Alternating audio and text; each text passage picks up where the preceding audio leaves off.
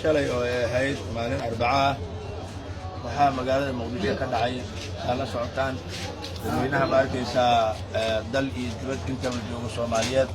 waxay daawdeen anigoo nooc kale ah oo ay ka argagaxeen run ahaantii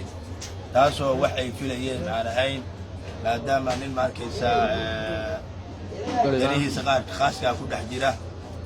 bulshada maarkaysa danahoodana waqti gaar ku bixiyo ka shaqeeya diintiisa islaamka iska raacda adkaartiisa iyo wata cidna maarkaysa aan wax u dhibin ayaa shalay waxaan ka soo muuqday baraha bulshada oo dhan adduunka iyo caalamka oo dhanba ayadoo maarkaysa xaaladdu bilcagsi ay tahay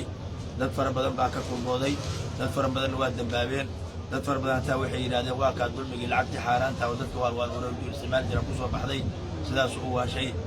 arrimuhu maarkaysa waa qolo walba si bay u hadashay intii horta dambaawday shalay allah cafiyo oo igu dambaawday oo qalad u fasirtay intii maarkaysa si wanaaga dhinanka wanaagga ka fiirisay walaalkeen baa xanuunsaday ma si kala wax u soo kordheen ayagana jazaa'ullah khayr allah siiyo maanta siday ii jeedaan waa xaaladday dabiiciga ahayd oo igu yaqaaneen oo haybadii maarkaysa culimanimo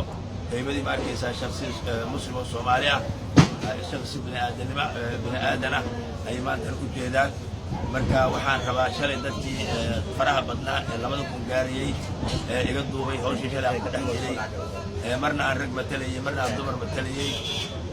yani arrimahan maarkaysa qaab wanaagsan lahayn aan ku socday dadkii marka buraha bulshada geliyay waxaan ka codsanayaa inay ka saaraan oo arrintaas aysan sii soconin aysan maarkaysa noqonin arrintii ifkiga nabiga lagu sameeyay calayhi salaatu wasalaam oo kale oo meel walba gaartay anigu maarkaysa nabigu calayhi salaatu wasalaam qulubni aadama khata bini aadamka oo dhan waa gafaa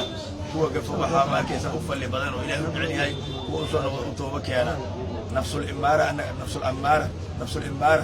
iyo maarkaysa ayaa nala xiriirta iyo inna nafsa la'amaaratun bisuu ayaa maarkaysa nala xiriirta taawun ha laga soo qaado bisuu ya Sheekh Abdiraxmaan su'aal aan ku weydiino arrintaas adiga ma wax lagu sameeyay maxay tiri caqabada keentay maxay ahayd caqabada arrintaas keentay waxay dib horta la igu gaarsiiyay oo la igu sameeyay caalamka oo dhan aanu sheegay oo muujinayo nabarkaas ku dhuftay Sheekh Abdiraxmaan nabarkaas igu dhacay oo maarkaysa maalintii bisha 7 ay ahayd bisha abriil soo kuma jiro maalintii bisha abriil 7 ay ahayd ayaa nabarka igu dhacay oo hadda laga joogo 13 maalmood ayaa nabarka igu dhacay waxa iyo maarkaysa jirkeyga dhan oo la budeeyay ilaa sidii garaacay aan isku kaadkaadiyay ay laga takhalusaab la rabay ilaahay baa diiday baan subxaanahu wa ta'ala ajalkeygan gelin dibkaan waxa ay geystay laba walaalaheeya oo iga waaweyn oo igu aabigu hooya mid leeyahay Cabdullaahi Macow Xaaji Maxamed iyo Maxamuud Xaaji Maxamuud Macow Xaaji Maxamed أنا عبد الرحمن معه حاج محمد اللي يرادا